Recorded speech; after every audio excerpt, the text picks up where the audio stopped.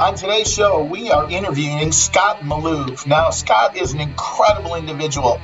Think about this. At age 6, he sold 1,700 candy bars. He started off as an entrepreneur at an early age. The thing that Scott said that really impacted me today was that we all have more potential, which is something that I believe, and we have to keep pushing that potential. The other thing he said is we create our own ceilings.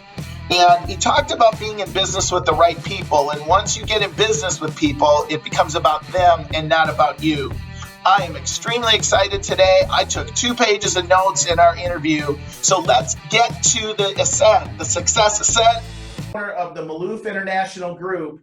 And he's going to tell you more about that business and how he got it started and the ceilings that he broke through and the challenges that he had. So I'd like to introduce Scott Malouff. So Scott, welcome today. Pat, thank you for having me today. I appreciate the opportunity. I'm excited to go over, the journey and everything that we've gotten to we're here today. Well, Scott, you know what I'm most excited about, and I know, you and I have known each other for a number of years, and I've had the opportunity to have you in a number of the training events that I've done. And I always kid you a little bit, and yet I'm just so proud of you. My gosh, how old are you? Me? I'm 33. 33, and you started in real estate when? 5 years ago. So I started at 28. So you started at 28. So Scott, before we get too deep into that journey, what brought you into real estate? So I look at life as seasons. And in my season before real estate, I owned a kiosk business. I had 14 different kiosks that I owned in different malls, as well as I was in the entertainment business doing event planning. So during the day, I would do everything at the mall. We pass out flyers for the events we had at night. And for the kiosk business, it was, one kiosk would do great and then the other kiosk would fail. And then the way I was expanding, I was like, okay, well, I got friends in Cleveland, so I'm going to open there. And I got friends in North Carolina, so I'm going to open there. And I was still here in Texas. And that is not the way to expand. And I've learned that through other training events and also through my own obstacles, that is not how you just open the next business because you have a good product. So I learned that business, I had to sell it. So I sold it to different kiosk businesses that were in the mall, the e-cigs, and certain people that were in the same malls as me. And then for the entertainment, doing the marketing for that I didn't look at as a career. It was a great hobby, and and I met a lot of people, yet it wasn't a good career that I could see myself doing for the next 20, 30 years. I wasn't proud of who I was becoming, and I feel everybody has a gift, and I had the gift of being a connector at that time, yet I was connecting for the wrong reasons. So I would tell people, hey, come out here, and I would bring, 200-300 people to a certain event. And then I would get a call the next day about, hey, I got a DWI, or something else happened that night, and I was like, what? And I had to shift my thinking. So from there, real estate was something that I know being a connector and being able to have a good sphere was going to be definitely a business that I was going to enjoy doing. And then also it was fruitful. So the fruit that I was able to get from it has been great. So Scott, it sounds like you've been an entrepreneur from a very early age. I mean, you talk about the kiosk and you talk about the entertainment industry, and so how have you looked at business? I mean, we all look at being an entrepreneur, and the folks we talk to on this show on a weekly basis, they all have this entrepreneurial mindset. Where do you think you got that from? I think it started real young. So I think it started when I was like around 6 years old. So they used to have candy sales at our elementary. And my mom was really big on, we would get the magazine and I would circle what I was going to go after, if I was going up to the karaoke machine or certain things at that age. And we would sit I would sit with my mother in front of the convenience store, and we would start selling the candy bars. And I would get the record every year I know that one year we sold 1,700 candy bars in that year. And this is when I was like between 6 and 10 years old. So doing that, it really helped me start talking to people. And then when I was in middle school, I started going to the teen parties that they had in our area.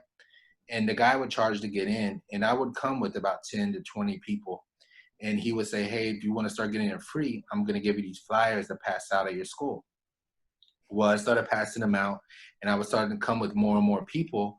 And he gave me the opportunity. He said, if I pick you up at lunch from your school and took you to these other schools to pass out flyers, would that be something you're open to? I'll pay you to do it. So he would start picking me up when I was in high school from my high school, and I would start going into every other high school and passing out flyers. And I would get paid to do that. Yet I think that helped me learn too, that learning to meet more people and have more influence, because I would look for the influencers inside of that school, and then we would call and invite people out to the parties as well. So I think it's been around, it's been in my blood, I guess, since I was in elementary and then through high school.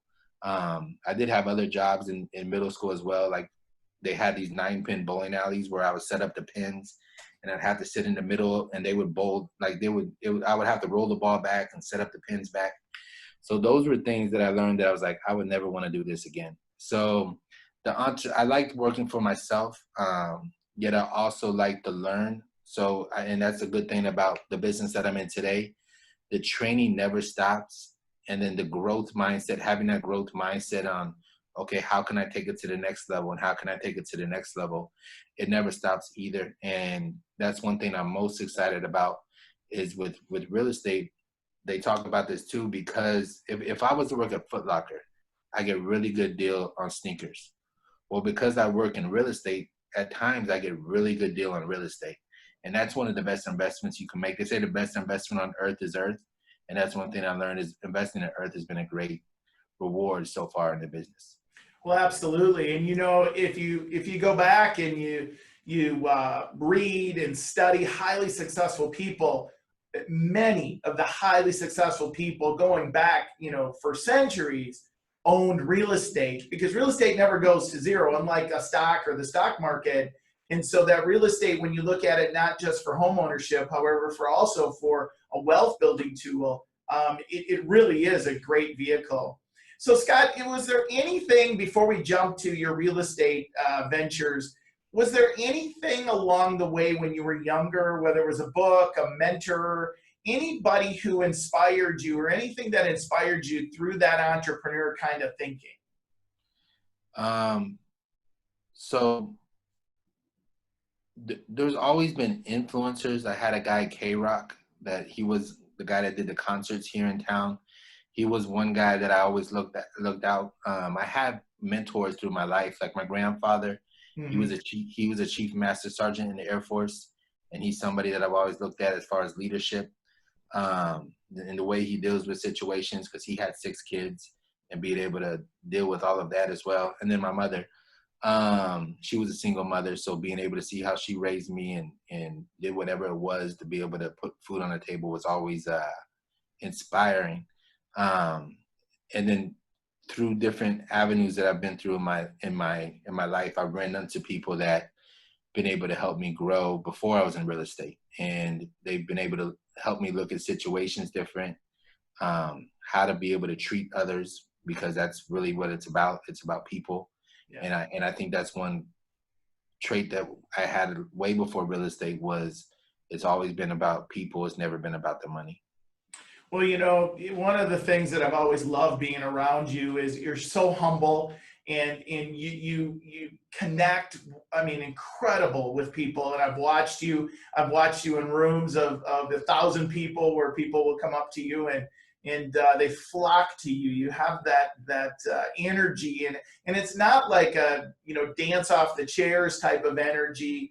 It's just that we call it the it factor, is what we really call it, the it factor. And it's so fun to watch that. And I know, you know, your mom was very instrumental in your life, and as a single mom, obviously put it all out there to help you to succeed and give you the right values, because that's important as well. It really is about the values. And I know I see them, even though I never had the opportunity to meet your mom, I see them in you. And so it's so refreshing to see that. So Scott, let's talk about your real estate business. And one of the things that, you know, I want to start off with is, having been in the real estate industry for a long time and had a number of roles: coach, mentor, consultant, franchise owner.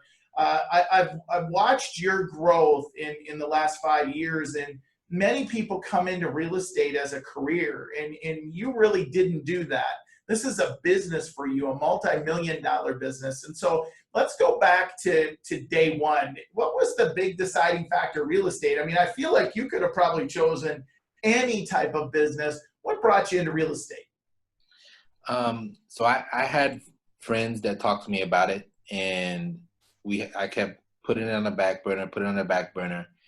And then one day I called him and he said, hey, my friend Jose, he said, hey, I'm going to be taking my classes up at the board here in San Antonio. And he said, you want to take them with me? And I literally turned the car around and went straight to take my class and signed up there. And then by the time I passed my test to get my license, he had passed away before me. And by the time I passed it, he was already back at T-Mobile. So I still ended up going to the brokerage that he had went to, yet he was already gone, and I was all in. So I was like, okay, well, this is what I'm going to do. And I was like, played all in. So let's talk about your first year in real estate. I mean, the numbers are pretty staggering in folks that come into real estate and then don't make it in real estate. In the first year, I believe the most recent numbers were well over 70% of people don't make it past their first year. And not only have you made it past your first year, you've built an incredible business. Let's go back to that first year. Talk to me about, some of the challenges, some of the ceilings you broke through. What was your mindset at that time? So mindset's always been huge. You come into the business and everyone's like, well, the average salary of a real estate agent is $7,000 to $9,000, and I'm like, wow. Like I'm looking at a lot of limited beliefs. People are like, well, you're not gonna be surprised if you sell more than 10 homes. That'd be great if you sold 10 properties your first year. And there's so many things that you're being fed that you have to kind of be very careful on what you put into your ears. John Maxwell says that the most important real estate in this world are in between these two ears. And that's what my main focus has been since the beginning is, okay, what advice am I taking from people, and the people that I'm taking that advice, would I want to switch chairs with them? Would I want to be where they are today? Ooh, stop right there. Stop right there. Say that again, because that is so powerful. When somebody is giving me advice and somebody is talking to me about, well, this is what you should do, I ask myself, would I want to switch chairs and be in the chair that they're in today? And wow. I was blessed to have a great, as far as my office that I'm in, his name is Craig Owen. Right. And he thinks big, and he's always thought big. And at that time we had 700 people in our office. And I was like, well, there's 7 people, and he owns multiple offices. That was just our office. And he always just, when people would tell him goals, and he would never tell somebody no. He would say, well, are you going to put the work to be able to hit that goal? Are you going to put in the effort it is to hit that? So my thing was, well, what's the record for the most sold in 1 year in our office? And I asked Craig that, and he told me the agent that had it. And at that moment I was like, okay, well, I'm going to beat it. So that was my mindset, was I'm going to beat whatever the record was first year in the business. And I ended up closing 85 transactions that year. Wow. So that year was, I did go through a lot of mindset. I did go through a lot of accountability. I did learn that as bad as you want it for some people, they have to want it for themselves. That's one thing I've learned. And I've learned that through even having a team now. They have to have that self-drive. They have to have that inside of them. And not everybody has it as bad as that you want it for them. So through that first year, that's one thing I did, was I surrounded myself with people that were going to show up also. So I got a group of, I met about 100 people in the office, and I would text them, all of them. And I would say, hey, meet me at the office at 8 o'clock. We're going to practice. We're going to do script and role plays, what we do in our business. And we're going to practice script and role play. And then I'm going to print phone numbers around a listing that you just got. I'm going to print the phone numbers, text me an address, and I'll print them for you. And that morning we can call, circle prospect around them. And out of the 100 I would text, 20 would show up. And then that morning when it came to the 20 showing up, actually 20 was text back. Out of the 20 that would text back, 12 would show up. 8 would have an excuse on why they weren't going to make it that morning. And then out of the 12 that showed up, 6 of them would conversate to avoid actually making calls or to avoid actually doing the business. So then there was only like really like 6 people that were actually hungry enough to say, okay, let's get it. And those are the 6 people I stayed around for that year until I started my own team. And so what you see is you see the people that you're actually in competition with in some aspects, and you're not really in competition yet. You started with 20 or 30 and you're now down to 6. And sometimes people's mindset is, well, everybody's doing what they're supposed to do. And that is absolutely not true, particularly in sales. So Scott, let me, I want to go through this trajectory. So 85 home sales the first year. How about year 2? Year 2, 151. So you basically almost doubled it. Year 3? 238. Again, significant increase, about 75, 80%. Year 4? 410. Oh my gosh. Year 5? We're in year 5 right now. And so what's your goal this year? This year's the goal is 500 transactions. So let's go back to last year. I know the number because you and I have talked. So 400, how many? 410 transactions. And so that created gross revenue for your company of how much? A little bit over 2 million. Okay. So for all you that are listening out there, I just want to stop and I want us to marinate on this a little bit. You started a real estate business 4 years ago, and 4 years later, it grossed over $2 million. Correct. Now, Scott, I always have this saying, I say to people, I'm not the brightest bulb on the tree. However, tell me how many businesses one could start and in 4 years gross $2 million in revenue. Probably less than 1%. That'd be a lot of candy bars, right? Be a lot of candy bars. That'd be a lot of candy bars. You know, something you said, and there's a pattern, and you probably realize it, yet I heard it, and I want to stop and make sure that all of our listeners pick this up. You tend to have a mindset that some would call never satisfied, unhappy, and I would call it never satisfied, knowing that you have more potential. You said you asked when the candy bar deal was, well, what was the record? How many candy bars? And you pushed yourself. You did the same thing when you came into real estate with Craig. Mm-hmm. You see that pattern? I do. I never actually looked at it, but now that you talk about it, it's always been, how can we push it to the... How can we get better? Yeah, and then keep pushing it. There is no ceiling. And people always talk about, you're going to reach a ceiling. It's you create your own ceiling.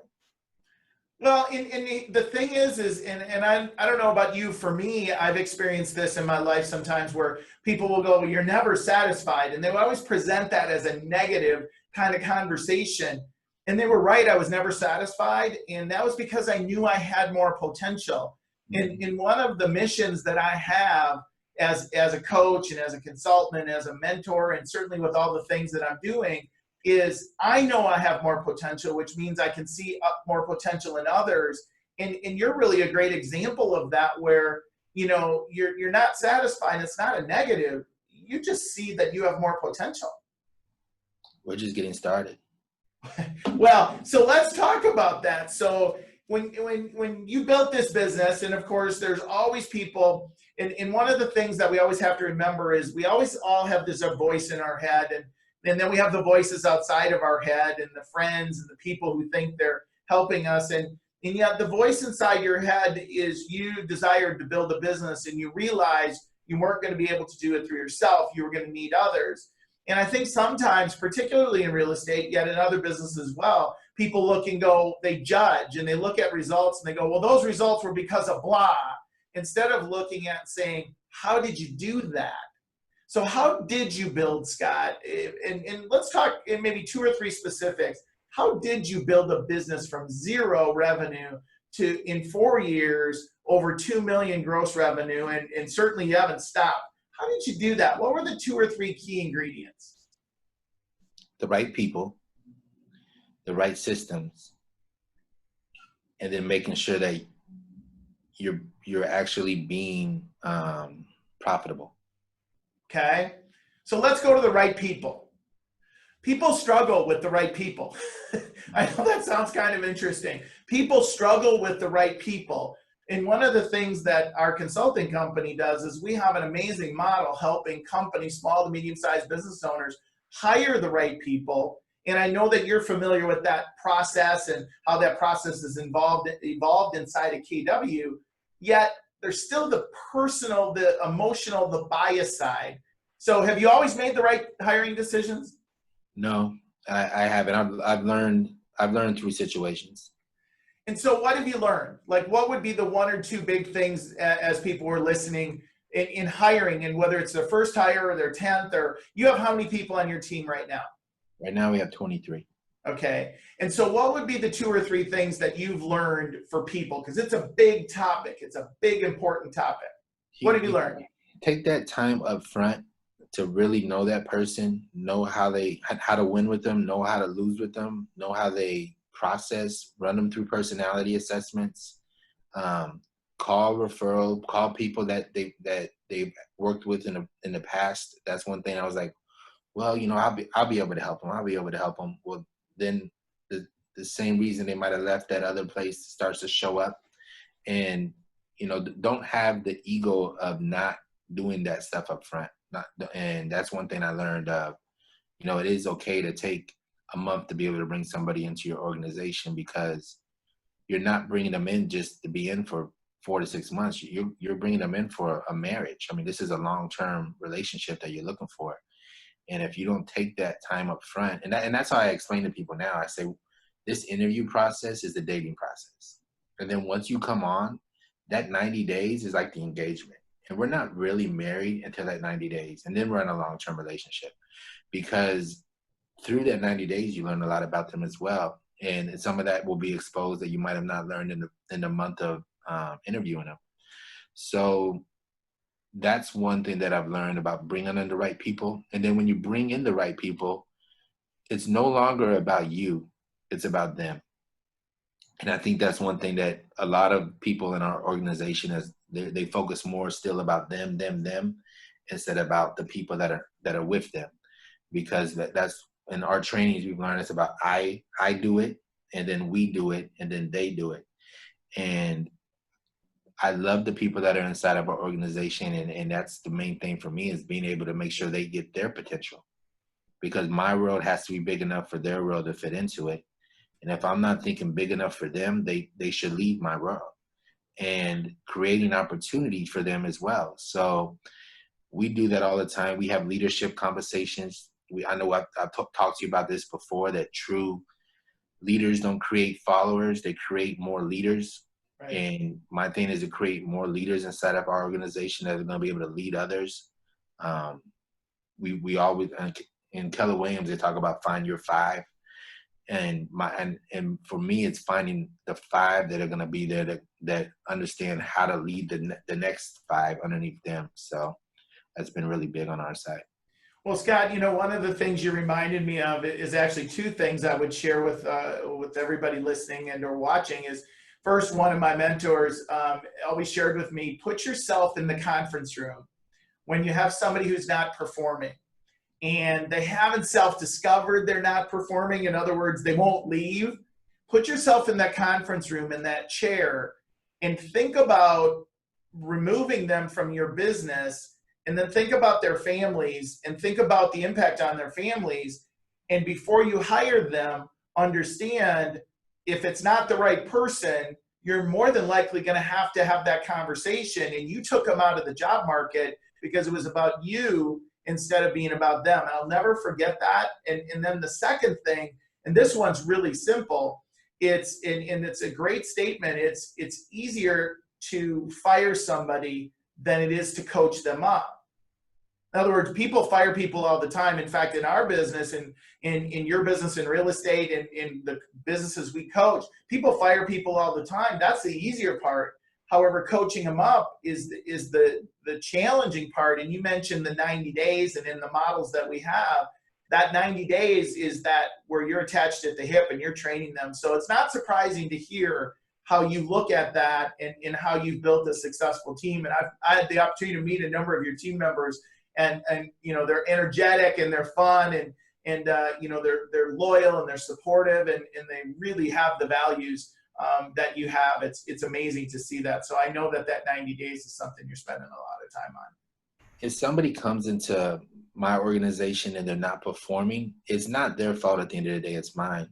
And like you said on your point one, having that conversation with them, what I do now is I give them a check and I say, we have two options here.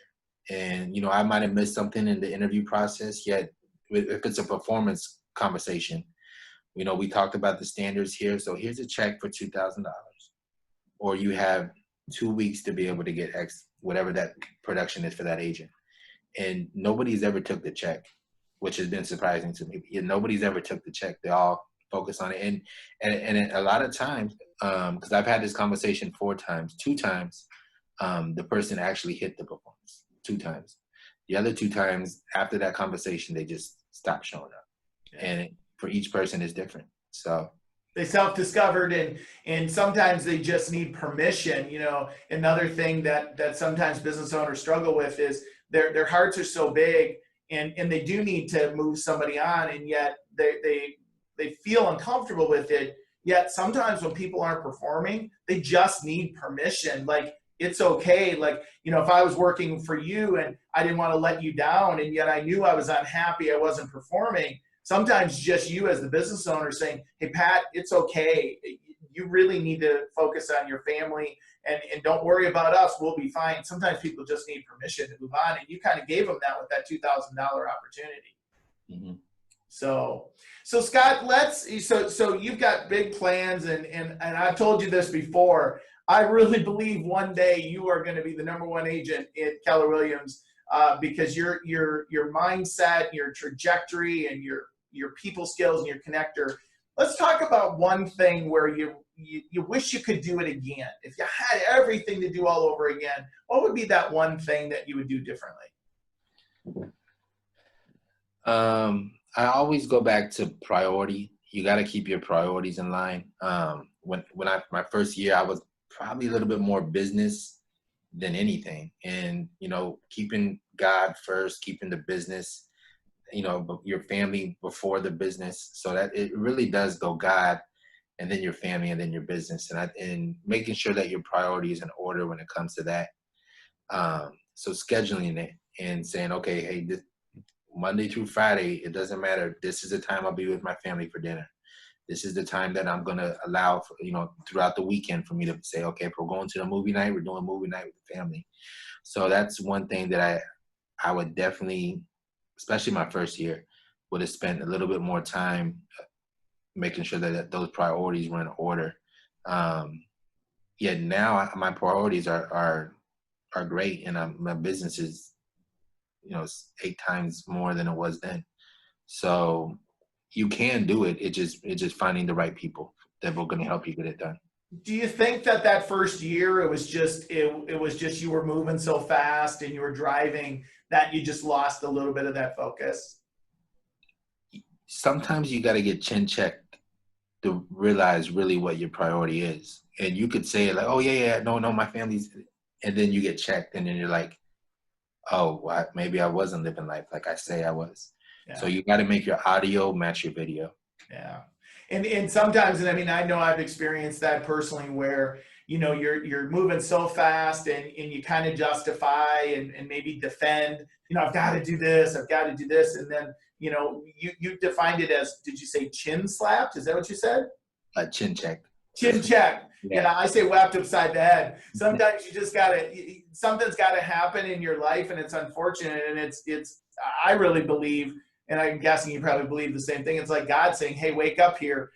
You know, that you're missing some of the priorities, because you don't know when those things can be taken, or, you know, when things change dramatically.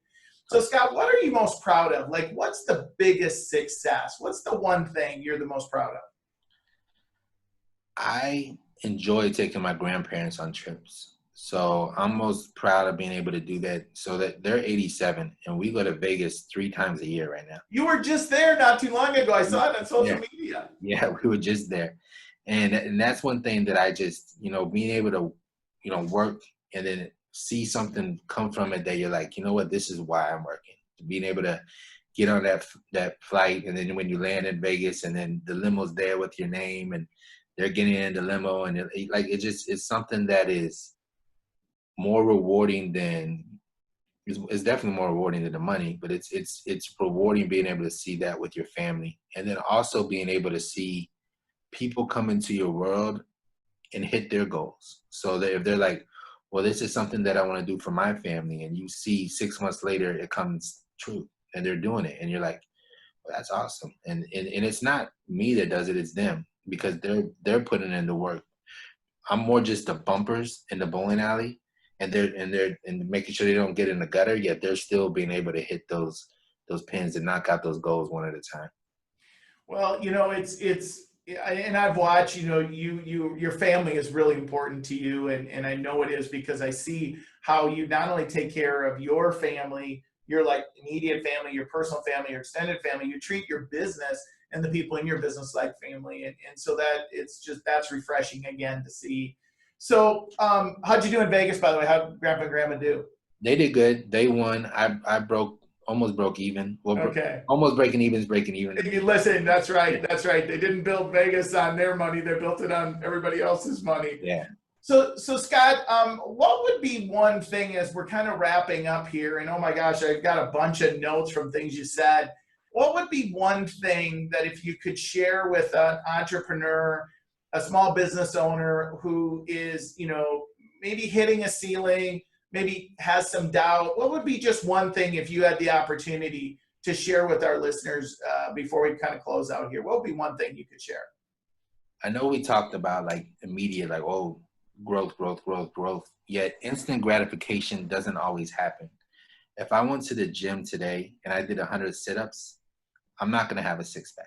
It takes time.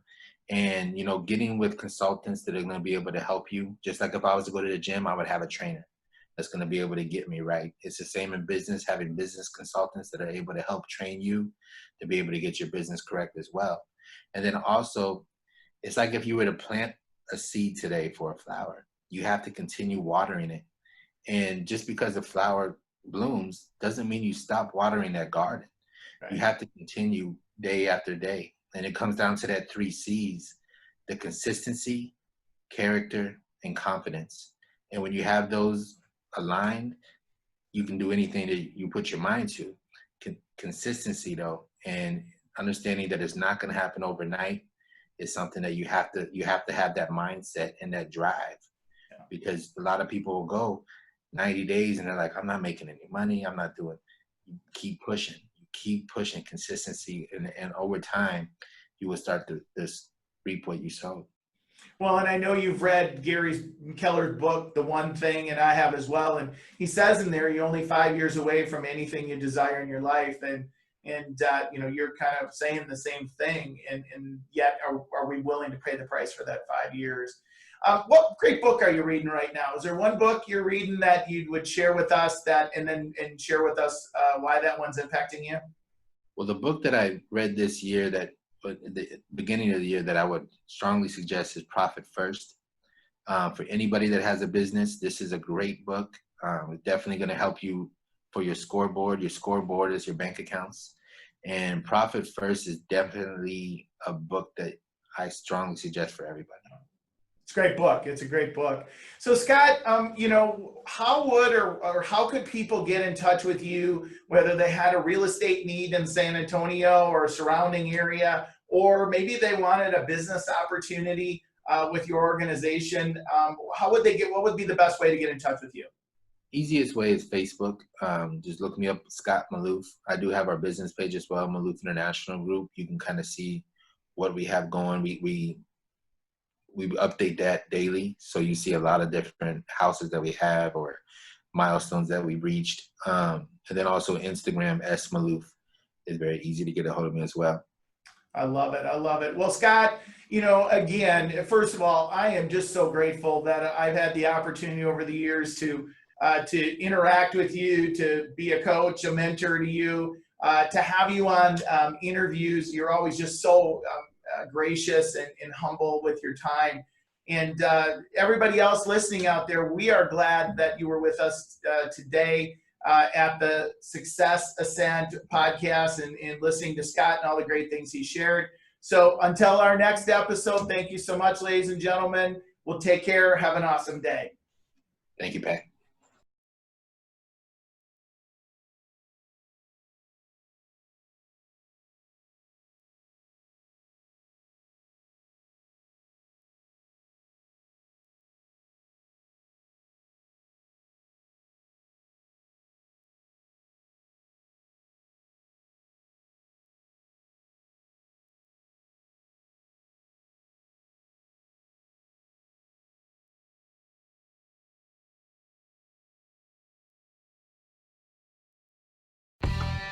What an amazing interview today with Scott Malouff. Just less than 5 years ago, he was not in the real estate business. And just a short 4+ years later, he's now at 2 million GCI, ladies and gentlemen. That's $2 million of gross revenue for a business. Scott's one of the most humble people that I know, and I took 2 pages of notes. I want to share a couple of thoughts with you before I leave. The first one is, Scott's clear that we all have more potential, and obviously that's a belief that as a coach I feel strongly about. He said we create our own ceilings and there are no ceilings. And he said we are just getting started. And then the last thing is that his vision is to create a big enough world so that others can grow into that world and experience opportunities for themselves. We were blessed to have Scott today. I trust you took a ton of notes. On our next session, we are extremely excited about hearing from a gentleman by the name of Michael Mayer. Many of you may know Michael. He's an entrepreneur, business owner, successful author. He's authored 2 books, one called The 7 Levels of Communication, and the other was The Miracle Morning. He co-authored that with Hal Elrod. He also has founded the Generosity Generation, and he's created a huge following on helping people really look at how they do business, no matter what business they're in. So we're so excited to have Michael on the show in our next session. Please tune in. Have an awesome day. Take care. If you've not yet subscribed, please go to your favorite podcast source and subscribe to the Success Ascent, or simply go to www.thesuccessascent, and that's ASCENT.com, thesuccessascent.com.